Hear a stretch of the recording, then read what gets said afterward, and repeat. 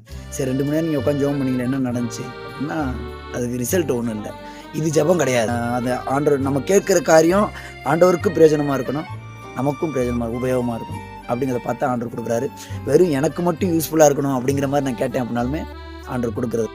உங்களுடைய தேவைகள் என்ன என்பதெல்லாம் அவர் அறிந்திருக்கிறார். பின்ன ஏன் ஜெபம் பண்ணுறீங்க? பரமபிதாவை உங்களுக்கு தேவையானதெல்லாம் அறிஞ்சிருக்கிறார். ஸோ இந்த மாதிரி நான் ஒரு ஜெப வீரன் அப்படின்னு சொல்லிக்கிறது ஒரு நல்ல விஷயமா? இல்லை அதை இல்லை, சொல்ல ஜெப வீரன்னா சொல்லணும்னு அவசியம் இல்லை.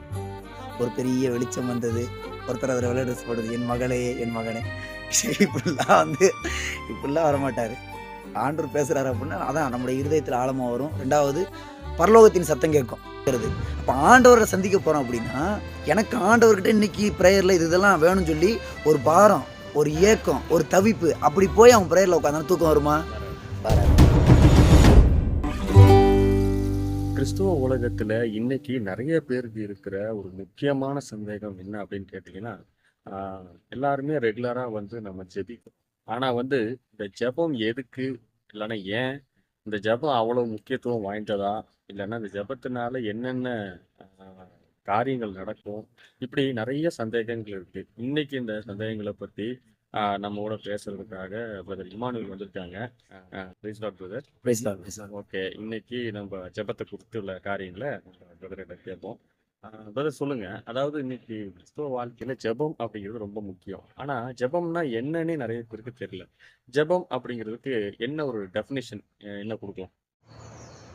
ஜெபம் அப்படிங்கிறது வந்து மனிதன் தேவனோட பேசுகிறதும் தேவன் மனிதனோட பேசுகிறதும் அப்படின்னா ஜெபம்.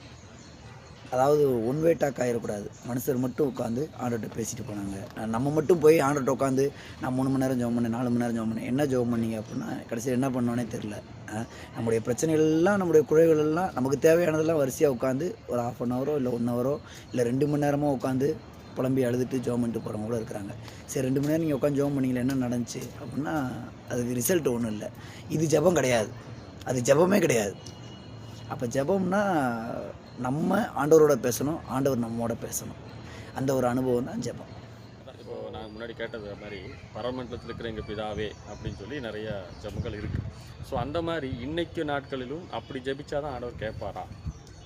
இப்போ பரமமண்டல ஜெபம் வந்து கிறிஸ்தவ வாழ்க்கையில் வந்து இன்றைக்கி அநேகர் வந்து இன்றைக்கு வரைக்கும் என்ன பண்ணிகிட்டு இருக்கிறாங்க, 40 வருஷமாக இன்னும் பரமமண்டல பிதாவே உம்முடைய நாமம் வருவதாக, உம்முடைய சித்தம் பரலோகத்தில், இன்றைக்கி வரைக்கும் அந்த ஜெபம் தான். அதுக்கு அடுத்த ஸ்டெப்புக்கு அவங்க என்ன ப்ரேயர் பண்ணுறது, எங்கள் ப்ரேயர் பண்ணுங்கள் அப்படின்னோம்னாலே பரமமண்டலங்கள் இருக்கிற எங்கள் பிதாவே இப்படி தான் சொல்லி ஸ்டார்ட் பண்ணி அப்படியே முடிச்சிடுறாங்க. எங்கள் கடனாளிகளுக்கு எங்கள் கடனை மன்னிப்பது போல் நீரும் எங்கள் கடனை அன்றன்று ஆகாரத்தை தாரும் அப்படின்னு சொல்லி பரமமண்டல ஜெபத்தை பண்ணி முடிச்சிடுறாங்க. இதுதான் ஜெபம்னு சொல்லிட்டு இன்றைக்கி வரைக்கும் நிறைய பேர் ஜெபமாகவே வச்சுருக்கிறாங்க. ஆனால் இதுக்கு மேலேயும் ஒரு படி இருக்குது ப்ரேயர் அப்படிங்கிறதுல. அதையும் எல்லோரும் தெரிஞ்சுக்கணும். ப்ரேயருங்கிறது நம்ம ஆண்டவரோட பேசுகிறது, ஆண்டவர் நம்மளோட பேசுகிறது, அது ஒரு உறவாடுகிற ஒரு அனுபவம். அதனால தான் வந்து பார்த்திங்கன்னா நிறைய பேர் நம்ம படிக்கலாம் வேதத்தில். நம்ம யாக்கோபு ஜெபம் பண்ணார், தனித்திருந்து அவருக்கு ஜெபம் பண்ணார். அவர் நைட்டு ஃபுல்லாக ஜெபம் பண்ணார். சார் தனியாகவே உட்காந்து ஜெபம் பண்ணியிருந்தாரா? இல்லை, அவர் ஒரு மனுஷனோட போராடுறது போல் ஜெபம் பண்ணார் அப்படின்னு சொல்லி நம்ம படிக்கிறோம். அப்போ அது ஒரு ஜெபத்தினுடைய அது ஒரு அனுபவம். இல்லை, இப்போ அந்த ஜெபத்தோட ஃபார்மேட்டை நம்ம யூஸ் பண்ணலாமா, இல்லை வந்து நம்மளா எப்படியோ நம்ம பேசுகிற மாதிரி பேசலாம் அப்படிங்கிறீங்களா? ஆமாம், அதான் ஒரு ஒரு ஃப்ரெண்டோடு உட்காந்து பேசணும்னா எவ்வளோ நேரம் பேசுவோம். அதே போல் ஆண்டவர் நமக்கு ஒரு நண்பராக மாற்ற வேணும். நம்ம ப்ரேயருக்கு லைஃபுங்கிறது அந்த அளவுக்கு ஒரு ஐக்கியம் வேணும். அப்போ ப்ரேயர் போர் அடிக்கக்கூடாது, போர் அடிக்காது. ஆண்டவர் ஒரு நண்பனை போல இருந்தாருன்னா, மோசே வந்து 40 நாள் மலையில் உட்காந்துருந்தார்ல, எப்படி உட்காந்துருந்தார்? சாப்பிடல, தண்ணி குடிக்காம. இன்னைக்கு ஒரு மனுஷன் அப்படி உட்கார முடியுமா? சொல்லுவாங்க 40 நாள் நான் ஃபாஸ்டிங் போட போகிறேன் ஒன்று. ஆனால் 40 நாள் ஃபாஸ்டிங் போட்டு என்ன பண்ணியிருப்பாங்கன்னு கேட்டிங்கன்னா சும்மா சுற்றிட்டு வந்திருப்பாங்க. அதில் வந்து பிரயோஜனம் இல்லை. அதுபோல் அப்போ 40 நாள் வந்து மோசே இருந்தது போல் போய் மோசையோட ஐக்கியமாக இருந்து தனிப்பட்ட விதத்தில் மோசை மலைக்கு போகும்போது கோவப்படுற ஒரு நபராக போனார். சரி மலையிலேருந்து இறங்கி வரும்போது கோவம் விட்டுச்சா பார்த்தா ஜனங்க பண்ணுறதை பார்த்த உடனே இன்னும் டென்ஷன் அதிகமாகி போச்சு. ஆனால் மறுபடியும் ஆண்டவர் சொல்கிறாரு, மறுபடியும் கூப்பிட்டாரு, மறுபடியும் போனார். மறுபடியும் பார்த்தா மோசைக்குள்ளே இருக்காங்க. மோசையை போல் சாந்த குணமுள்ள மனுஷனை நானே பார்க்கலன்னு சொல்லி ஆண்டவரே சாட்சி கொடுக்குற அந்த ஒரு அனுபவத்துக்கு மோசை வந்து முகம் பிரகாசிக்குது. அப்போ மோசையினுடைய அந்த ப்ரேயர் மூலமாக மோசைக்குள்ளே ஒரு மாற்றம் உண்டாச்சு. ஜெபம் நம்முடைய வாழ்க்கையில் ஒரு மாற்றத்தை கொண்டு வரும். இன்னைக்கு நிறைய பேர் கேட்குற ஒரு கேள்வி என்னன்னா, நான் நிறைய விஷயங்களுக்காக ஜெபிக்கிறேன். ஆனா வந்து அதுக்கான பதில்கள் எனக்கு கிடைக்கல. ரொம்ப வருஷமா நான் போராடி ஜெபிக்கிறேன். ஆனா பதில் கிடைக்கல. அ ஏன் ஆண்டவர் வந்து என் ஜெபத்த மட்டும் கேட்க மாட்டாரு? மற்றவர்களுடைய ஜெபங்கள் என்ன விட மோசமானவங்க ஜெபத்தெல்லாம் ஆண்டவர் கேட்டுர்றாரு. அவன் கேட்டோனே குடுத்துர்றாரு. ஸோ இந்த ஜெபம் கேட்கப்படுகிறதுக்கும், கேட்கப்படாததுக்கும் இருக்கிற அந்த வித்தியாசத்த பத்தி அதாவது இப்போ நான் ஒரு காரியம் ஜெபம் பண்ணுறேன். ஜெபிக்கிற காரியம், நான் ஆண்டவர்ட்ட கேட்கிற காரியம், ஜெபத்தில் ஒரு நிறைய வகை இருக்குது. ஒன்று ஜெபிச்சு நம்ம கேட்குற ஒரு காரியம் இருக்குது. 2வது ஜெபிச்சு மற்றவங்களுக்கு விடுதலை வாங்கி கொடுக்குறது, அது ஒரு பகுதி இருக்குது. 3வது வந்து எனக்குள்ள ஒரு வளர்ச்சி உண்டாகணும், என்னோட ஸ்பிரிச்சுவலில் ஒரு growth உண்டாகணும் அப்படின்னு சொல்லி அப்படி ஒரு பகுதி இருக்குது. இப்படி அப்போ நம்ம ஜெபம் பண்ணுற ஜெபம் வந்து எப்படிப்பட்டதாக இருக்குதுங்கிறத முதலாவது ஆண்டவர் பார்க்குறாரு. அந்த ஜெபத்தில் ஆண்டவருடைய நாமம் மகிமைப்படுதா, அவருடைய நாமம் உயர்த்தப்படுதா அப்படிங்கிறது தான் பார்க்குறாரு. அதை பார்த்து தான் நமக்கு அந்த ப்ரேயர் வந்து சக்ஸஸாக ஃபெயிலியராங்கிறதே தெரியுது. இன்னொன்று வந்து இப்போ அந்த ஜெபத்தை அந்த கேட்டோம்னா வந்து அந்த காரியத்தை இப்போ நம்ம ஜெபிக்கிற காரியத்தை அவனுக்கு கொடுத்தோம்னா அவனுக்கு எந்த விதத்தில் அது யூஸ் ஆகும் அப்படிங்கிறதும் ஆண்டவர் பார்க்குறாரு. அதான் இப்போ வந்து ஒரு குழந்தை கையில் என்ன செய்ய மாட்டோம், ஒரு 500 ரூபா தலை கொடுக்க மாட்டோம். ஏன்னா அதுக்கு வேல்யூ தெரியாது. கொடுத்தோம்னா அதுக்கு என்ன பண்ணணும்னா கிழிச்சு போட்டு போயிடும். அதுக்கு 500 ரூபா தலையோட அந்த வேல்யூ தெரியாது. அப்போ அதை போல் அதே தான் ஆண்டவர் நம்மளையும் பார்க்குறாரு. அப்போ நம்மளை பார்த்து அதை ஆண்டவர் நம்ம கேட்குற காரியம் ஆண்டவருக்கும் பிரயோஜனமாக இருக்கணும், நமக்கும் பிரயோஜனமாக உபயோகமாக இருக்கணும் அப்படிங்கிறத பார்த்து ஆண்டவர் கொடுக்குறாரு. வெறும் எனக்கு மட்டும் யூஸ்ஃபுல்லாக இருக்கணும் அப்படிங்கிற மாதிரி நான் கேட்டேன் அப்படின்னாலுமே ஆண்டவர் கொடுக்குறதில்ல. பைபிள் வசனமும் அப்படி தான் சொல்லுது. உங்கள் இச்சைகளை நிறைவேற்றும்படியாக நீங்கள் எதாவது கேட்டிங்க அப்படின்னா அது ஆண்டவர் கொடுக்குறதில்ல.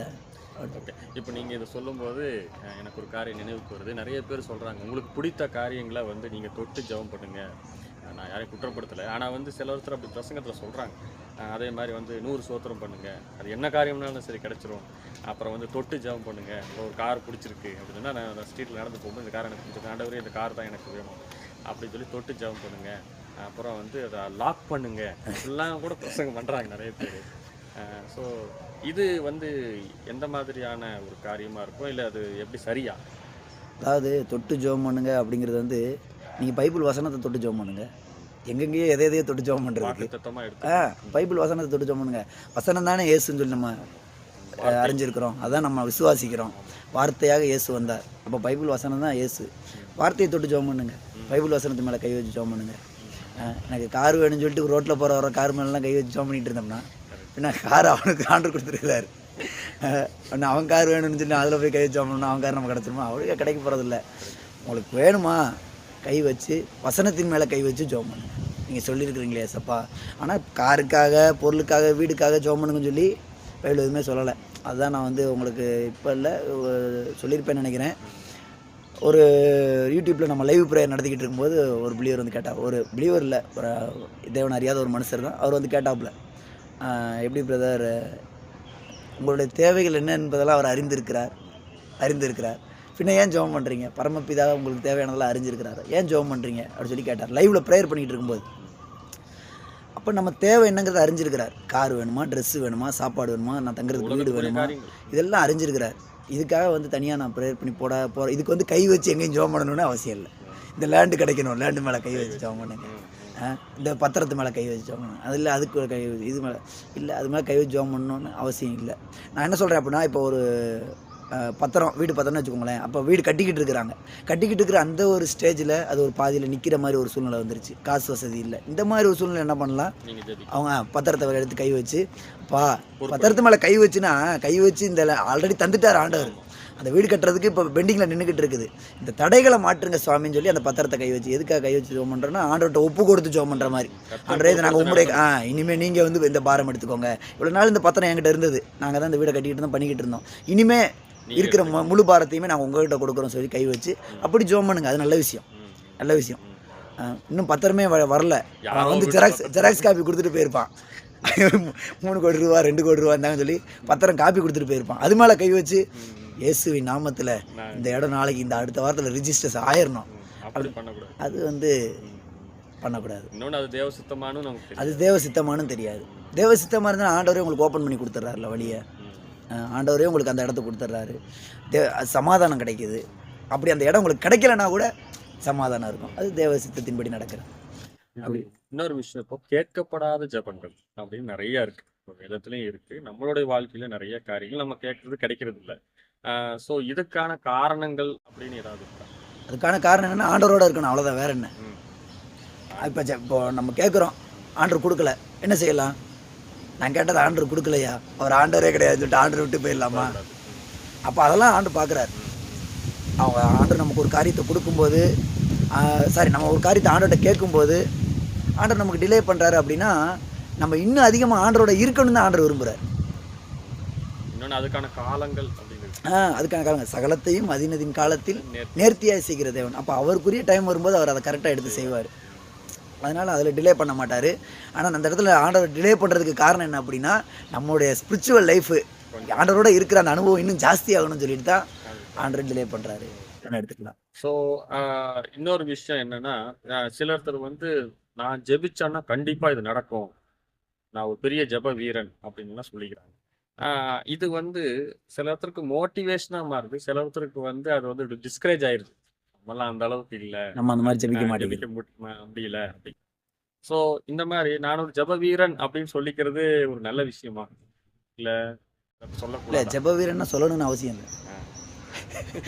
இப்போ நான் ஜெப வீரன்னு வச்சுக்கோங்களேன், என்னை பார்க்குறவங்க நான் ஜெபிக்கிறத பார்த்து அவங்க வந்து சொல்லணும்.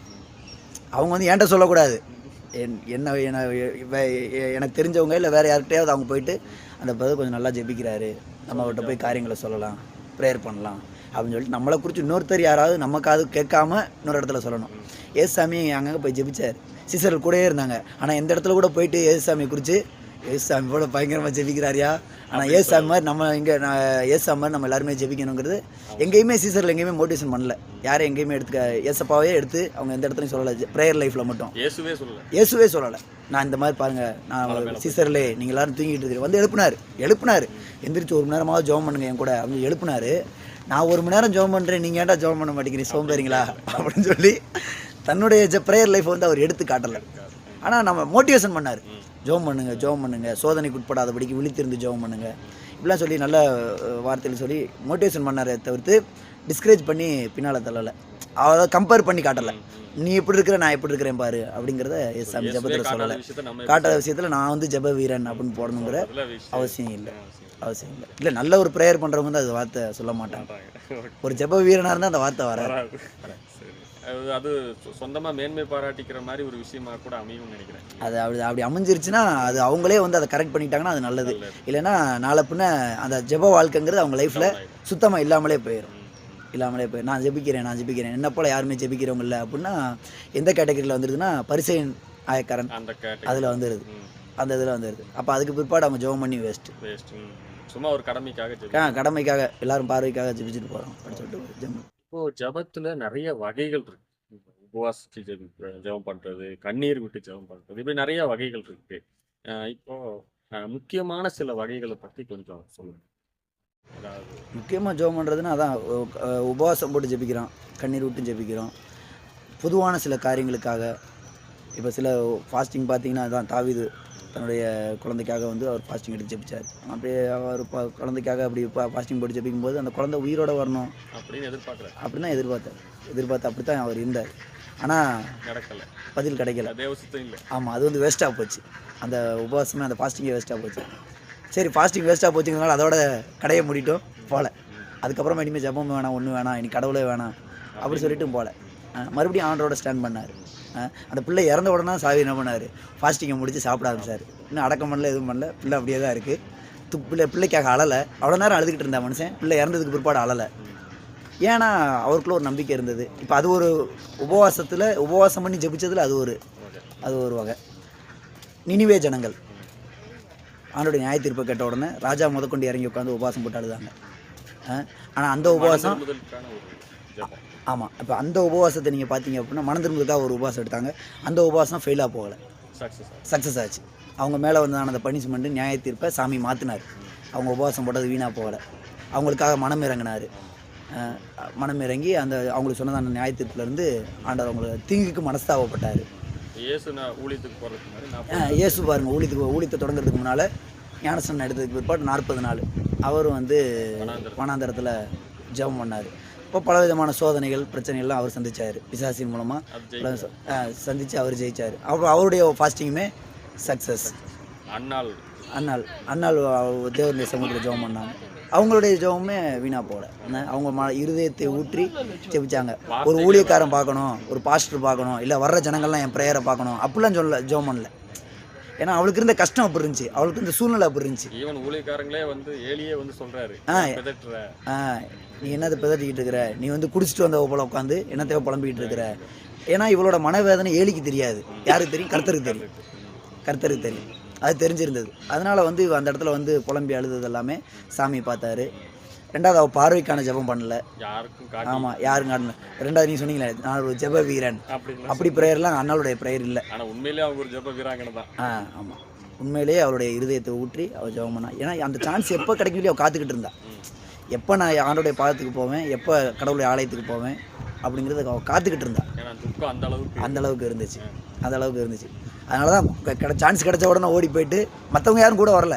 அவள் கூட ஏலி வந்திருந்தாங்க, ஏலியோட இன்னொரு மனைவி வந்திருந்தாங்க, எல்கானா வந்திருந்தார், பிள்ளைங்க இருந்தாங்க, எல்கானோட இன்னொரு மனைவி இருந்தாங்க. இவங்கெல்லாம் இருந்தாலும் இவங்க யாருமே கூட அந்த இடத்துக்கு ஆலயத்துக்கு வரல. இப்போ தனியாக தான் போய் உட்காந்து ப்ரேயர் பண்ணிட்டு வந்தேன். அதே மாதிரி சாமுவேலும் ஜெபிக்கிறாரு. ஜெபிக்கிற அனுபவம் தான். ஆமாம், இடி முழக்கத்தை அனுப்பி பெலிஸ்தரை கலங்கடிக்கிறாரு. சாமுவேலும் அந்த மாதிரி ஜெபிக்கிறார். அந்த அம்மாவோட அந்த கேரக்டர் வந்து அப்படியே பையனுக்கு அவருக்குள்ளேயும் வந்துச்சு, அப்படியே இருந்துச்சு. இப்போ நீங்கள் இப்போ முன்னாடி சொன்ன மாதிரி ஜெபத்தில் ஆண்டவர் நம்மோட பேசணும் அப்படின்னு முதல்ல சொன்னீங்க. ஸோ இப்போ பேசுகிற அந்த காரியங்கள் தான் வந்து தரிசனம், இல்லைன்னா வந்து நமக்கு ஆண்டவர் கொடுத்த பதில் அப்படின்னு நம்ம எடுத்துக்கலாமா? இல்லை தரிசனங்கிறது வேறையா? ஜெபத்தில் தனியாக தரிசனம் தனியாக வருமா? தரிசனம் இப்போ ஒரு காரியத்துக்காக ப்ரேயர் பண்ணுறோம். ப்ரேயர் பண்ணிக்கிட்டு இருக்கும்போது இப்போ வந்து கண்ணு முன்னால் பார்க்குறது வந்து அது தரிசனம்னு சொல்ல முடியாது. அது கண்ணு முன்னால்னா இப்போ கண்ணை திறந்து பார்த்துக்கிட்டு இருக்கிறோம். பார்க்குற காரியங்களை தரிசனம் சொல்ல முடியுமா? தரிசனம் சொல்ல முடியாது. கண்களை மூடி நம்ம ஒரு காரியத்துக்காக ப்ரேயர் பண்ணிக்கிட்டு இருக்கும்போது, படுத்து தூங்கிக்கிட்டு இருக்கும்போது சொப்பனம் எப்படி வருது, அதே போல் நம்ம கண்ணை மூடினதுக்கு பிற்பாடு ஒரு ஸ்க்ரீன் மாதிரி ஆண்டு காமிச்சு அடுத்து உன்னோட லைஃப்பில் இப்படிலாம் நடக்க போகுது அப்படிங்கிறத காட்டுறாரு. எத்தனை பேர் காட்டுறாரு. அதுவும் தரிசனம். ஜெபத்தில் கிடச்ச தரிசனம். அந்த தரிசனம் வந்து சிலருக்கு குழப்பமாக இருக்கும். சிலருக்கு வந்து இது தரிசனமா இல்லை ஜெபத்தில் நம்ம தூங்கி சொப்பனத்தை பார்த்துட்டோமா அப்படிங்கிற ஒரு டவுட் வந்துடுது சிலருக்கு. வந்துருச்சுன்னா அப்போ அது அவங்களுக்கு தரிசனமாக சொப்பனமாங்கிற அந்த ஒரு கன்ஃபியூஷன்லேயே போயிடுறாங்க. அப்போ ஆண்டவர் தரிசனம் மூலமாகவும் பதில் கொடுக்குறார். ப்ரேயர் பண்ணும் பொழுது தரிசனம் மூலமாகவும் பதில் கொடுக்குறார். ஸோ ஜெபத்தில் ஆண்டவர் பேசுகிறது அப்படின்னு சொல்கிறது, சில காரியங்களை வச்சு நம்ம ஜெபம் பண்ணிக்கிட்டே இருக்கும் பொழுது இதில் இந்த டிசிஷன் எடுத்தால் தான் கரெக்டு அப்படிங்கிறது நம்முடைய மனதில் ஆழமாக தங்கும், உறுதியாக இருக்கும். இந்த டிசிஷன் இதில் எடுத்தேன்னா ப்ரேயர் பண்ணுற அந்த நேரத்தில் இந்த டிசிஷன் இந்த இடத்துல எடுத்தேன்னா கரெக்டாக இருக்கும்னு சொல்லி அந்த நேரத்தில் சாமி இருதயத்தில் ஆழமாக வைப்பார். அதுதான் கரெக்டு, அதுதான் தேவனுடைய வழி நடத்துதல். இப்போ அது வந்து ஆண்டவர் தான் பேசினாரு, இல்லைன்னா ஒருவேளை பிசாசு ஆண்டவர் பேசினார்னா நம்ம இந்த படத்தில் மூவிலலாம் பார்க்குற மாதிரி ஒரு பெரிய வெளிச்சம் வந்தது, ஒருத்தர் அதில் வெள்ளை ட்ரெஸ் போடுது, என் மகளே என் மகனே, இப்படிலாம் வரமாட்டார். ஆண்டவர் பேசுகிறாரு அப்படின்னா அதான் நம்முடைய இருதயத்தில் ஆழமாக வரும். ரெண்டாவது பரலோகத்தின் சத்தம் கேட்கும். நல்லா ஜெபம் பண்ணிக்கிட்டு ஜெபிக்கிறவங்களா இருந்தாங்க அப்படின்னா அவங்கள மறந்து அப்படியே ஜெபத்தில் போய்கிட்டே இருக்கும் பொழுது பரலோகத்திலேருந்து வாக்குத்தத்த வசனங்கள் மூலமாக ஆண்டோடைய சத்தம் கேட்கும். அந்த அனுபவம் இருந்திருக்குது. அந்த அனுபவம் அநேகருக்கு இருந்திருக்குது. அநேகர் அந்த அனுபவத்தை பெற்றுக்கொண்டு வந்திருக்கிறாங்க. அப்போ அந்த மாதிரி ஆண்டவர் பேசி சில காரியங்களை திடப்படுத்துவார், தைரியப்படுத்துவார், வாக்குத்தத்த வசனங்களை கொடுப்பார். இதெல்லாம் ஆண்டவர் பேசுகிறது. இப்போது இன்னொரு முக்கியமான விஷயம் என்னென்னா வந்து நான் ஜெபிக்கும்போது ரொம்ப தூக்கம் வருது நிறைய பேர் சொல்கிறாங்க. இன்னொன்று பலவிதமான சிந்தனைகள் என்னை போட்டு அலட்டுது அப்படின்னு சொல்கிறாங்க. ஸோ இது வந்து ஜெபத்துக்கான ஒரு போராட்டம் அப்படின்னு நிறைய பேர் டிஃபைன் பண்ணுறாங்க. ஸோ இதை மேற்கொள்றதுக்கு நம்ம என்ன செய்யணும்? ஏன்னா இது ஒரு பிரச்சனையாக நிறைய பேர் ஆமாம் பிரதர் இன்னைக்கு நான் எப்படியாவது 1 மணி நேரம் ஜெபிச்சே ஆகணும்டா அப்படின்னு ஸ்டார்ட் பண்ணுற ஆட்கள் நிறைய பேர் ஒரு 5 நிமிஷத்துக்கு மேலே. நான் என்ன சொல்கிறேன்னா 1 மணி நேரம் நீ ஜெபிக்கணுங்கிறது நல்ல ஆசை. 1 மணி நேரம் அவங்க ஜெபிக்கணும் அப்படின்னு விரும்புறது நல்ல விஷயம். எதுக்காக ஜெபிக்கிறாங்க அப்படிங்கிறது பாரமாக இருந்துச்சுன்னா தூக்கம் வராது. இப்போ கலெக்டரை பார்க்க போகிறோம், எனக்கு வந்து ஒரு லேண்டு பிரச்சனை இருக்குது, அதுக்காக நான் கலெக்டரை பார்க்க போகிறேன். அங்கே போய் கலெக்டர் ஆஃபீஸில் உட்காந்துட்டு ஒரு டீ குடிச்சு வந்துருமா, ஒரு பப்ஸ் சாப்பிட்டு வருமா அப்படி எந்திரிச்சு போக தோணுமா? தோணாது. ஏன்னா அவங்க வந்திருக்கிற வேலை என்னது? லேண்டு பிரச்சனைக்காக வந்திருக்கிறாங்க கலெக்டரை பார்க்குறதுக்கு. எப்படியாவது அந்த பிரச்சனை தீரணும். இன்றைக்கி கலெக்டரை பார்க்கணும், அந்த பிரச்சனையெல்லாம் கலெக்டருக்கு எக்ஸ்பிளைன் பண்ணணும், எப்படிலாம் சொன்னால் கலெக்டர் அக்செப்ட் பண்ணுவார். இதெல்லாம் உட்காந்து தான் யோசிச்சுட்டு கலெக்டர் வாசல் அந்த ரூம் வாசல் அதே காரியத்தில் ஃபோக்கஸ் பண்ணி கலெக்டர் ரூம் வாசல் உட்காந்துருப்போம். சான்ஸ் கிடைக்கும்போது டக்குன்னு உடனே உள்ளே போயிட்டு அந்த காரியத்தை சொல்லுவோம். இது வந்து வெளியில் நடக்கிறது. அப்போ ஆண்டவரை சந்திக்க போகிறோம் அப்படின்னா, எனக்கு ஆண்டவர்கிட்ட இன்றைக்கி ப்ரேயரில் இதெல்லாம் வேணும்னு சொல்லி ஒரு பாரம், ஒரு ஏக்கம், ஒரு தவிப்பு, அப்படி போய் அவன் ப்ரேயரில் உட்காந்தானா தூக்கம் வருமா? வராது. கலெக்டர் வாசலில் தான் உட்காந்து, அதுக்கு தான் கலெக்டர் சொன்னேன், நான் கலெக்டர் சம்பவம் சொன்னேன். கலெக்டர் வாசலில் உட்காந்துட்டு போய் ஒரு டீ குடிச்சு வந்துடலாம், போய் வருவாங்க, அப்படி சிலர் வருவாங்க. அவனுக்கு என்னென்னா அந்த பிரச்சனையை குறித்து கவலை இல்லை, ஏன்னா வீட்டிலேருந்து அனுப்பி விட்ருப்பாங்க. போய் கலெக்டர் ஆஃபீஸில் போய் கையெழுத்து வாங்கிட்டு வந்து அனுப்பி விட்ருப்பாங்க. இவனுக்கு அந்த பிரச்சனை எதுக்கு கையெழுத்து வாங்க சொன்னாங்க எதுவுமே தெரியாது. அப்போ இவன் போயிட்டு அங்கே போயிட்டு ஒரு 1/2 மணி நேரம் நின்றுருப்பான். அப்போ சொல்லுவாங்க கலெக்டரை பார்க்கறதுக்கு இன்னும் 2 மணி நேரம் ஆகும்.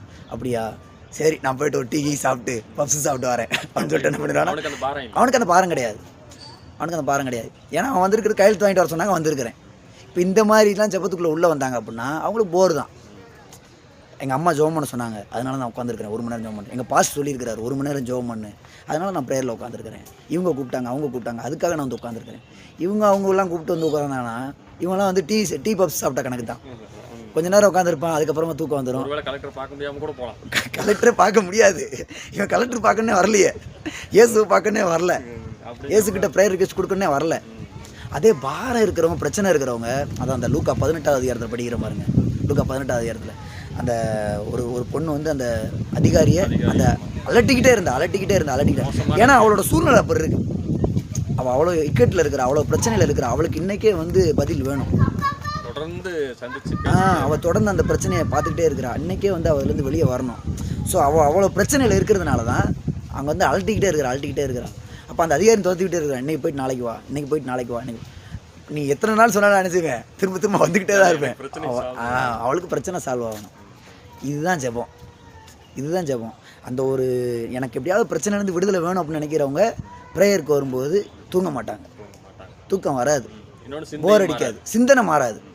ஏன்னா ஒரே டார்கெட்டில் வந்திருப்பான், இன்றைக்கி இந்த காரியம் சக்ஸஸ் ஆகியே ஆகணும்னு சொல்லி வந்து நிற்பாங்க. அப்படி நிற்கிறவங்களுக்கு தூக்கம் வராது, ப்ரேயர் போர் அடிக்காது. இப்போது ஜெபிக்கிற அந்த ஒரு இன்ட்ரெஸ்ட்டை பற்றி நீங்கள் சொன்னீங்க. இப்போ சில நேரங்களில் வந்து ஜெபிக்கிறது வந்து ரொம்ப விடாப்பிடியாக ஜெபிக்கணும், ஆண்டவர்கிட்ட கேட்டு பிடுங்கி வாங்கணும், அந்த அளவுக்கு நீங்கள் விடாப்பிடியாக ஜெபிக்கணும். ஸோ இந்த ஒரு ஃபார்மேட்டு எல்லாத்துக்கும் நம்ம ஃபாலோ பண்ணலாமா? இப்போ ஜெபிக்கும் போதே வந்து கண்டிப்பாக செஞ்சே ஆகணும், கட்டளை ஆண்டவருக்கே கட்டளை இடுங்கள் அப்படின்லாம் ஒரு வசனம் இருக்குன்னு சொல்லி அதை நடுவில் கொடுக்குறாங்க. ஸோ அந்த மாதிரி நம்ம எல்லாத்தையுமே ஜெபிக்கலாமா? அது வந்து எதாக இருந்தாலும் பரவாயில்ல, எவன் எப்படி போனாலும் பரவாயில்ல, எனக்கு அந்த காரியம் வேணும் அப்படின்னு நம்ம விடாப்பிடியாக ஜெபிக்கிற எல்லாமே அப்படி ஜெபிக்கலாமா? இல்லை, எல்லா காரியத்துக்கும் வந்து நம்ம வந்து அப்படி ஆண்டுகிட்ட கட்டாயப்படுத்தி கேட்க முடியாது. சில காரியங்கள் வந்து ஆண்டரை சொல்லியிருக்கிறார், என்னை கேள் அப்பொழுது ஜாதிகளை உனக்கு சொந்தமாக கொடுப்பேன்னு சொல்லியிருக்கிறார்.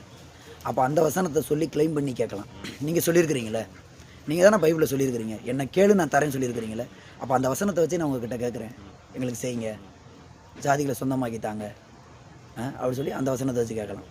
இப்படி ஆண்டவர் சொன்ன சில வார்த்தைகளை நம்ம சொல்லி கேட்கும் பொழுது கொஞ்சம் அதிகாரமான, அதாவது நம்ம வந்து இந்த வீட்டில் கீழே வேலை பார்க்குறவங்களாம் இருக்கிறாங்களே, அவங்கள ரூல் பண்ணுற மாதிரி நம்ம ஆண்டவர் அப்படி அந்த அதிகாரத்தில் கேட்க முடியாது. நான் அவரோட பையன், அவர் எனக்கு அப்பா, நான் கேட்டேன்னா அவர் கொடுப்பார். அந்த அன்புங்கிற அந்த ஒரு அதிகாரத்தில் நம்ம கேட்கலாம், அப்படி கேட்கலாம். ஆண்டவர் சொன்ன காரியங்களை வச்சு தான் கேட்கணும். நம்மளா வந்து இப்போ எனக்கு வந்து கார் வேணும், கொடுக்குறீங்களா இல்லையா, எனக்கு இன்றைக்கி கார் வந்தே வரணும், நான் இப்போ ஜோம் பண்ணி முழங்கால் போட்டு எந்திரிக்கும் போது என் வீட்டு வாசலில் கார் நிற்கணும், இந்த விஷயத்துக்குலாம் வந்து ஆண்டவர் வந்து அது வந்து அதிகாரமாக ஜெபிக்க முடியாது. வியாதி சுகமாகணுமா கேளுங்க, நானே உன் பரிகாரியாக கர்த்தர்னு சொல்லியிருக்கிறேன் சுவாமி. அப்பத்தை இந்த நீரை ஆசீர்வதித்து வியாதியை விளக்குவேன்னு சொன்னீங்கல்ல, என் காயங்களை பார், என் தழும்புகளினால் குணமாவேன்னு சொன்னீங்களே. இதெல்லாம் கிளைம் பண்ணி ஜோம் பண்ணி இதெல்லாம் போராடி கேட்கலாம். தாங்க ஏசப்பா, உங்களே நம்பி இருக்கிறோம், வியாதியிலேருந்து சுகம் தாங்க, விடுதலை தாங்கன்னு சொல்லி கிளைம் பண்ணி கேட்கலாம். அவர் மற்ற எனக்கு பிரியாணி தாங்க, எனக்கு வந்து முட்டை பப்ஸ் தாங்க, பெப்சி பாட்டில் தாங்க, இதெல்லாம் வந்து நீங்கள் அங்கே கிளைம் பண்ணி கேட்கலாம். அது வந்து உங்கள் அப்பா கிட்ட கேட்டாலே கொடுத்துருவார். சரி. இப்போது ஜெபத்திற்கு என்ன மாதிரியான தடைகளெல்லாம் வரும் அப்படின்னு நீங்கள் நினைக்கிறீங்க? ஜெபம் அப்படின்னா என்ன மாதிரி தடைகள்? ஜெபத்துக்கு தடைனா என்ன? இப்போ ஜெபத்துக்கு தடைனா மொதல் காரியம் என்னது தான், மொபைல் ஃபோன் தான். அதை தூக்கி தூர வச்சாலே தொந்தரவே இல்லை. பேசும்போது கூட பாருங்கள், ஃப்ளைட் மோடில் போட்டு தான் பேசிக்கிட்டு இருக்கிறோம். இதுக்குள்ளே எல்லாம் யாராவது உள்ளே புகுந்துருவாங்க சொல்லிட்டு. ஜெபத்துக்கு தடை மொதல் காரியம் வந்து இப்போ இருக்கிற சுச்சுவேஷனில், ஒரு 30 வருஷத்துக்கு முன்னாடிலாம் அவ்வளோ இல்லை, டெவலப் இல்லை. அப்போ அவங்களுக்கு வந்து ஜெபங்கிறது ஒரு இன்ட்ரெஸ்ட்டாகவும் இருந்துச்சு, ஒரு தடையும் அவ்வளோவா இல்லை. ஆனால் இன்றைக்கி இருக்கிற காலகட்டத்தில் மெயின் தடையே வந்து மொபைல் தான். குறித்து நிறைய காரியங்கள் இப்போ சொல்லியிருக்கீங்க. அப்போ இன்னொரு விஷயம் என்னன்னா வந்து நிறைய பேர் சொல்றாங்க, உங்களுக்கெல்லாம் வந்து என்கிட்ட வாங்க ஜெபம் பண்ணலாம், நான் உங்களுக்கு ஜெபிச்சு உங்களுக்கு விடுதலை வாங்கி தரேன் அப்படின்னு சொல்றாங்க. ஸோ நிறைய பேர் வந்து என்னன்னா பெரிய பெரிய ஊழியக்காரங்களை பிடிச்சிட்டு அவங்ககிட்ட போய் ஜெபிச்சா காரியம் நடக்கும், நம்ம வந்து அவ்வளோ எஃபெக்ட் இல்லை, நம்ம ஜெபிச்சா நடக்காது அப்படிங்கிறாங்க. ஸோ இது வந்து இப்படி அந்த மாதிரி ஊழியக்காரங்களை போய் சந்திச்சு ஜெபிக்கிறது நல்லதா இல்லை எப்படி? ஜெபம் யார் பண்ணாலும் கேட்பார் ஆண்டவர். என்ன இவங்க ஜெபிச்சா தான் கேட்பேன், அவங்க ஜெபிச்சா அவர் வந்து பார்சியாலிட்டி கிடையாதுல்ல. ஐஸ்வர்யவான், ஏழை, படித்தவன், படிக்காதவன் அப்படிலாம் அவர் பார்க்குறது இல்லை. யார் ஜெபிச்சாலும் ஆண்டவர் கேட்பார். அப்போ அப்படி ஒரு எண்ணம் வருது அப்படின்னாலே இங்கே வேறு யாரும் ப்ராப்ளம் கிடையாது, சொல்கிறவங்க தான் ப்ராப்ளம். இப்போ நான் சொல்கிறேன்னு வச்சுக்கோங்களேன், என்னை விட அந்த பாஸ் சூப்பராக ஜெபிக்கிறார், இந்த பாஸ்ட்டை போன என் காரியத்தை சொன்னேன்னா கரெக்ட் ஆயிரும் அப்படின்னு நான் நினைக்கிறேன் அப்படின்னா ஜெபக்குறைவு எனக்குள்ளே தான். அப்போ அதை நான் கரெக்ட் பண்ணணும் அப்படின்னா நான் ஜெபிச்சாலே ஏன் ஆண்டவர் கேட்க மாட்டாரா அப்படின்னு யோசிக்கணும். அப்படிங்கிற அந்த ஒரு விசுவாசம் உங்களுக்குள்ளே வேணும், எல்லாருக்குள்ளேயும் வேணும். இன்றைக்கி இருக்கிற கிறிஸ்டியானிட்டியில் ஒருத்தர் நல்லா ஜெபிக்கிறவங்கள பார்க்கும்போது உடனே ஜனங்கள்லாம் அவர் ஜோம் பண்ணாருன்னு வச்சுக்கோ, அவர் சோத்திரம் சொல்ல ஆரம்பித்த உடனே ஃபயர் ஆயிரும், அக்னி எரிஞ்சிரும். அப்படியே கட்டுகள். அதான் சமயத்தில் ஒருத்தர் ஃபோன் பண்ணி, பிரதர் நீங்கள் கட்டுகள்லாம் உடைப்பீங்களா? நான் எங்கே கட்டு உடைச்சிட்டு இருக்கிறேன். அவன் அந்த மாதிரிலாம் இருக்கிறாங்க. ஏன்னா ஜனங்க வந்து இன்னைக்கு அப்படி ஆயிட்டாங்க. கட்டு உடைக்கிறவங்க யார் இருக்கிறாங்க? யாராவது நம்மளுக்கு பிலிசூனியம், மந்திரவாதம் இதெல்லாம் முறிக்கிறவங்க யார் இருக்கிறாங்க? யார்? ஜெபிச்சு ஜெயிக்கலாம், நீங்களே ஜெபிச்சு ஜெபிக்கலாம், நீங்களே ஜெபிச்சு ஜெயிக்கலாம் அப்படிங்கிறத வந்து அவங்களுக்கு சொல்லித்தரவங்க இல்லையா, இல்லை எப்படின்னு சொல்லி தெரில. ஆனால் கிறிஸ்டியானிட்டியை பொறுத்த வரைக்கும் ஆண்டவர் யார் ஜெபிச்சாலும் கேட்கிறார். அது வந்து போராடி சத்தமாக நல்லா சவுண்டை உயர்த்தி கையை முறுக்கி 4 பேரை மிரட்டுற மாதிரி உருட்டுற மாதிரி அப்படிதான் ஜெபிக்கணும்னு இல்லை. அந்தரங்கத்தில் பார்க்கிற உன் பிதா வெளியரங்கமாக உனக்கு பதில் அளிப்பார். அவர் பதில் அளிக்கிறது ரெடியாக இருக்கிறார். அப்போ அந்த நம்பிக்கை நமக்குள்ளே வேணும்.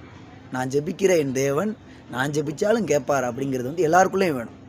எல்லாருக்குள்ளேயும் அப்படி ஒரு நம்பிக்கை வந்துருச்சு அப்படின்னா யாரையும் தேடி வேணும்னு அவசியம் இல்லை. தேடி போகணும். எதுக்காக போகணும் அப்படின்னா, நான் ப்ரேயர் பண்ணுறேன், ப்ரேயர் பண்ணுறதுலேயே நானும் பலவீனமாக இருக்கிறேன். ஒரு 2-3 பேர் சேர்ந்து ஜெபிச்சு அப்படி வரும்போது 2-3 பேர் சேர்ந்து எனக்காக ப்ரேயரில் தாங்கினாங்கன்னா, ப்ரேயர் சப்போர்ட் பண்ணாங்கன்னா நல்லாயிருக்கும். அப்படி வரும்போது நம்ம என்ன பண்ணால் ப்ரேயரில் இன்னொருத்தவங்க சப்போர்ட்டுக்கு போகணுமே தவிர்த்து இவங்க ஜோம் பண்ணால் தான் கேட்கும், நான் ஜோம் பண்ணால் கேட்காது அப்படின்னா நான் ஜெபிக்கவே மாட்டேன் அப்படின்னா நீங்கள் வந்து அவிசுவாசி. நான் ஜெபம் பண்ணால் கேட்கப்படாது, இன்னொருத்தர்கிட்ட போனால் தான் வேலைக்கு ஆகும் அப்படின்னா நீங்கள் வந்து விசுவாசியாகவே இன்னும் வரல, நீங்கள் அவிசுவாசியாக இருக்கிறீங்க. ஆமாம், வேதத்தில் கூட வந்து இப்போது இயேசுவிடம் வந்து அற்புதம் வாங்குறவங்க எல்லாருமே நேரடியாக வந்து தான் அப்ரோச் பண்ணுறாங்க. நிறைய மோஸ்ட் ஆஃப் தம் நேராக வந்து ஆண்டவர் சித்தம் இருந்தால் சுத்தமாக்கும் அப்படி நேரடியாக தான் அப்ரோச் பண்ணுறாங்க. யாருமே வந்து யாரையோ தூது அனுப்பி 3வது ஆள் 4வது ஆள் வர்றது ரொம்ப கம்மி இல்லை. ஆமாம். ஸோ அந்த மாதிரி ஒரு ஜெபம் தான் நம்ம வாழ்க்கையில் ரொம்ப எஃபெக்டிவாக இருக்கும். ஆமாம், நம்ம ப்ரேயர் பண்ணாலே போதும். நீங்கள் கரெக்டாக உங்களுடைய இருதயத்தை சுத்தம் பண்ணி ஆண்டருக்கு முன்னால் கரெக்டாக இருந்து ப்ரேயர் பண்ணாலே யாராக இருந்தாலும் சரி அந்த ஜெபத்தை கர்த்தர் கேட்கிறார். கடைசியாக ஒரு கேள்வி, அதாவது ஜெபத்தில் என்னென்ன காரியங்கள் இடம்பெற்றிருக்கு? ஜெபத்தில் என்னென்ன காரியங்கள், என்னென்ன காரியங்கள்லாம் எப்படி? அதாவது வந்து இப்போ ஜெபம் அப்படின்னா ஃபர்ஸ்ட் கரெக்ட், புரிஞ்சிருச்சு. ஜெபம்னா அதெல்லாம் ஜெபத்தில் என்னென்னலாம் தேவை, எப்படி ஸ்டார்ட் பண்ணுறது, எப்படி முடிக்கிறது, இல்லை எப்படி ஸ்டார்ட் பண்ணால் அந்த ஜெபம் கரெக்டாக போய் ரீச் ஆகும். கரெக்டு தான். இப்போ ப்ரேயரில் உட்காரும்போது நம்மளை வந்து பரிசுத்தம் பண்ணிக்கிறணும், நம்மளை சுத்தம் பண்ணிக்கிறணும், நம்மளுடைய இருதயத்தை சுத்தமாக வச்சுக்கிறணும். ஆமாம், அக்கிரம சிந்தை என் இருதயத்தில் நான் அக்கிரம சிந்தை கொண்டிருந்தேன், ஆனால் ஆண்டவர் எனக்கு செவி கொடார் தாவி சொல்கிறார். அப்போ ஆண்டவர் செவி கேட்க மாட்டார். ஆமாம், அதை நீக்கிடணும். உங்கள் பாவங்களே உங்களுக்கும் எனக்குமாக பிரிவினை உண்டாக்குது, ஏசாயால படிக்கணும். அப்போ இதெல்லாம் வந்து ஃபஸ்ட்டு நீக்கி என்னோடய இருதயத்தை நான் சுத்தம் பண்ணிக்கிறணும். என் இருதயத்தை சுத்தம் பண்ணிட்டேங்கிற நம்பிக்கை ஃபஸ்ட்டு எனக்கு வரணும். அதுக்கு பிற்பாடு தான் நான் என்னுடைய ப்ரேயரை ஸ்டார்ட் பண்ணணும். சிலர் கேட்குறாங்க, எப்போ பார்த்தாலும் சுத்தம் பண்ணிகிட்டே இருந்தால் எப்படி, எப்போ ப்ரேயருக்கு வந்தாலும் சுத்தம் பண்ணுங்கள் என்னைக்கு தான் ஜெபம் பண்ணுறது அப்படின்னு கேட்குறாங்க. சுத்தம் பண்ணுங்க அன்றைக்கி சுத்தம் பண்ணுறதுங்கிறது மட்டுமே ப்ரேயர் வச்சு முடிச்சிடக்கூடாது. அதே அது ஒரு பகுதி. சுத்தம் பண்ணுறது, சுத்திகரிப்பு அப்படிங்கிறது ஒரு பகுதி. வீட்டுக்குள்ளே போன இப்போ பழைய வீட்டிலலாம் பார்த்தீங்கன்னா தெரியும், வீட்டுக்கு வாசல்லே என்ன பண்ணுவாங்கன்னா ஒரு பக்கெட்டு ஒரு மக்கு வச்சுருப்பாங்க, அவனுக்குள்ளே ஒரு கல் இருக்கும். வந்தவங்க என்ன பண்ணுவாங்கன்னா வீட்டு வாசல்லையே காலெல்லாம் கழுவிட்டு, இங்கிட்டு கிடையாது, சிட்டியில் கிடையாது, ஆனால் கிராம பகுதியில் இன்றைக்கி கூட இருக்குது நினைக்கிறேன், சில இடங்கள் இன்றைக்கி கூட இருக்குது. பாத்ரூம் டாய்லெட்லாம் பார்த்தீங்கன்னா வெளியவே வச்சுருப்பாங்க, வெளியவே வச்சுருவாங்க. ஒரு திண்ணை இருக்கும், அவனுக்குள்ளே வந்து பக்கெட் தண்ணிலாம் வச்சுருவாங்க. வந்தவங்க வெளியிலே கால் கழுவிட்டு உள்ளே வரணும். ஒரு சுத்தமாக இருக்கணும். ப்ரேயர் அதே தான். நம்ம இருதயத்தை ஃபஸ்ட்டு சுத்தம் பண்ணிக்கணும். இருதய சுத்தம் இல்லாமல் அங்கே வந்து உட்காந்து என்ன தான் கோன்னு கூப்பிட்டாலும் ஆண்டவர் கிவி அடைச்ச மாதிரி தான். ஆண்டவர் செவி அடைச்சிருக்கு. ஆண்டவர் காதை பற்றி நம்ம தரிசிப்பான். அப்போ அதை அந்த நம்ம இருதயத்தை சுத்தம் பண்ணிவிட்டு ஆண்டவரோட உட்காந்து ஜெபம் பண்ணும்பொழுது ஆண்டவர் கேட்குறார். சுத்தம் பண்ணுங்கிற நம்பிக்கை வரணும் நமக்குள்ளே. இப்போ ஓகே, இப்போ நான் ஜெபம் பண்ணுறேன் ஏசப்பான்னு சொல்லி அப்படி நம்ம கேட்கும்போது ஆண்டவர் நம்முடைய ஜெபத்துக்கு பதில் கொடுக்குறார். அப்போ 2வது பண்ணுற காரியங்கள்லாம் நல்லா கருத்தாக இருக்கணும்.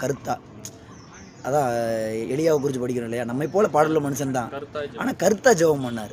மழை வரணும்னா வரணும், மழை வரக்கூடாதுன்னா வரக்கூடாது. இதுக்கு இடையில வந்து விஷயம்லாம் கிடையாது. வேறு மேகம் இருட்டணும், காற்று அடிக்கணும், கை தெரியணும், இல்லை வேறு ஏதாவது நடக்கணும். நான் அப்படி போகும்போது இங்கிட்டு ரெண்டு மரம் கீழே விழணும், அங்கிட்டு ஏதாவது நடக்கணும், இங்கிட்ட ஏதாவது நடக்கணும். அற்புத அடையாளங்கள்லாம் கேட்டுக்கிட்டு இருக்கல. மழை பெய்யணும்னா பெய்யணும், பெய்யக்கூடாதுன்னா பெய்யக்கூடாது. அதான் கருத்தாக செய்யணும். அதுக்கு நீங்கள் கூட ஒரு சம்பவம் சொல்லுங்கள். அதை அந்த ஜோபத்தில் என்ன வாழை கொண்டு வந்து எங்கே வைக்கிறதுன்னு சொல்லி கேட்டப்ப வாழை நரியா, அந்த சம்பவத்தை சொல்லுங்கள். அதாவது வந்து இப்போ ஜபிக்கும் போது வந்து ஒருத்தர் ஒரு கதை ஒன்று இருக்குது. அது ரிலேட்டடாக ஒரு கதை இருக்குது. அதாவது எப்படின்னா, ஒரு குதிரை வந்து ஒரு நரி வந்து காட்டில் ரொம்ப ஜாலியாக சுற்றிக்கிட்டு இருந்துச்சு. அந்த நரிக்கு என்ன ஆச்சுன்னா, ஒரு நாள் ஒரு மரத்துக்கிடையில் போய் அதோட வால் சிக்கிக்குது. கஷ்டப்பட்டு அதுலேருந்து தப்பிக்கும் போது பார்த்திங்கன்னா வால் கட்டாயிருது. ஸோ அந்த வால் கட்டாயிருச்சு அப்படின்னு சொல்லும்போது எல்லா மிருகங்களும் அதை கேலி பண்ணும்போது இது ரொம்ப துக்கப்பட்டு அழுது, ஆண்டவரே எனக்கு வால் வேணும் அப்படின்னு கேட்கும்போது ஒரு தேவதூதன் தோன்றி என்ன பண்ணுறாருன்னா வாழை எடுத்துகிட்டு வந்து கொடுக்குறாரு.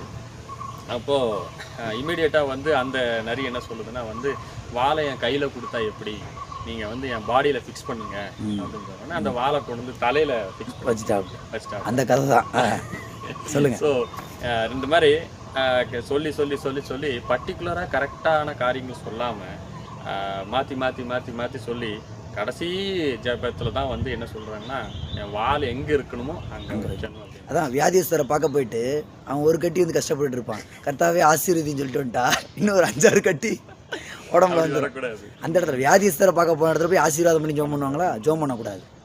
கல்யாண வீட்டில் போய் நின்றுக்கிட்டு கல்யாணம் நடக்க போகிற நேரத்தில் அந்த இடத்துல போயிட்டு இயேசுவி நாமத்தில் இவங்களுக்கு விரோதமாக இருக்கிற வல்லமைகள்லாம் இயேசுவி நாமத்தில் பிசாசை துரத்துறேன் அப்படின்னு சொல்லி சொன்னால், அந்த புருஷன் கல்யாணம் பண்ண போகிற அந்த பையன் பார்ப்பான் பொண்ணு, பிசாசா இவ தான் பிசாசா, எனக்கு இன்னைக்கு தான் ஆர்டர் துரத்த போகிறாரா, இன்னையா கல்யாணம் கட்டுற முதல் நாள்லேயே பிசாசை கல்யாணம் கட்டிக்கிறீங்களா? இல்லை, நிறைய பேர் இது மாதிரி சாப்பாடுக்கு போய் உட்காந்துட்டு சாப்பாடுக்கு ஜெபம் பண்ண சொன்னா அந்த நேரத்தில் வந்து ஆண்டவரே இந்த உலகத்தை ரிச்சியும் சொல்லி ஜெபம் பண்ண. அதான் கருத்தான ஜெபங்கிறது. என்னன்னா, அந்த சூழ்நிலை என்ன, அந்த இடத்துல என்ன நடக்க போகுது, எதுக்காக நாங்கள் வந்திருக்கிறோம், என்ன ப்ரேயர் பண்ண போகிறோம், இதெல்லாம் தெரிஞ்சு கொஞ்சம் நிதானமாக இருந்து, இல்லை நான் வழக்கமாக இப்படி தான் பிரதர் ஜெபம் பண்ணுவேன், எங்கே போனாலும் நான் ஆசீர்வாதம் தான் ஜெபம் பண்ணுவேன். நீ உன்னை கொண்டு போய் வியாதியஸ்தர் கொண்டு போய் விட்டோம்னா ஆசீர்வதிங்க நீனா பின்ன வியாதி பெருகிட்டு தள்ளிட்டு போயிடும். சமீபத்தில் வந்து ஒருத்தரோட பேசிட்டு இருக்கும்போது அவர் வந்து இந்த சவப்பெட்டி செய்கிற பிஸ்னஸ் பண்ணுறாரு. சரி. அப்போ அவர் ஒரு பாஸ்டரை கூப்பிட்டு பிஸ்னஸை நல்லா டெவலப் ஆகணும்னு ஜெபம் பண்ணுங்க அப்படின்னு சொல்லிட்டார். ஸோ பாஸ்டர் வந்து என்ன ஜெபம் பண்ணார்னா, தேவ சித்தம் போல நடத்தும் அப்படின்னு சொல்லிட்டார். என்ன பாஸ்டர் எல்லாரும் ஆசீர்வதிச்சு ஜெபம் பண்ணுறீங்க, என்னையும் ஆசீர்வதிச்சு ஜெபம் பண்ணுங்க. ஆசீர்வதிச்சு ஜெபம் பண்ணா அநேக செத்து போயிடுவாங்க, அநேக பெட்டி ரெடி ஆயிரும். ஸோ அவள் பாஸ்டர் சொன்னாராம், நான் உங்களை ஆசீர்வதிக்கணும், உங்கள் பிஸ்னஸ் டெவலப் ஆகணும் அப்படின்னு நான் ஜெபிக்கிறது எப்படின்னா, இன்னொரு வகையில் வந்து இந்த ஊரில் இருக்கிறவங்க நிறைய பேர் சாகணும் அப்படின்னு சொல்கிற மாதிரி ஆயிடுச்சு. So correct. ஆமாம். ஸோ அந்த மாதிரி எந்த இடத்துல என்ன ஜபிக்கணும் அப்படிங்கிறது கருத்தாக ஜபிக்கணும். நம்ம தனியாக ஜபிச்சாலும் கருத்தாக ஜபிக்கணும். ஸோ ரொம்ப நன்றி பிரதர், நிறைய காரியங்கள் ஜபத்தை குறித்து பேசுனீங்க, நிறைய விளக்கங்கள் கொடுத்துருக்கீங்க. மேலும் இந்த மாதிரி வந்து நிறைய காரியங்களை நம்ம தொடர்ந்து பேசுவோம்.